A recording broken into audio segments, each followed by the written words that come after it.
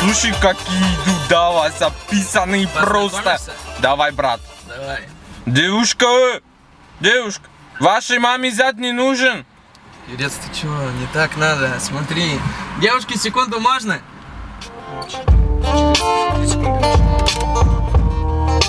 Сейчас. Девушки, здравствуйте, я должен сейчас вам представиться. Меня зовут Артем, вам наше знакомство понравится. Ведь две такие красавицы, приятно одеты. Нас разделяют с вами эти никчемные метры. Нам не нужны ответы на банальные вопросы, иначе это выглядело бы совсем уж просто. Нам нужен мост между вами и машиной. Я знаю четкий комплимент, у вас так мало жира. И целый мир обыскав, не найдешь таких, как вы. Соблазнительные дамы редкой красоты.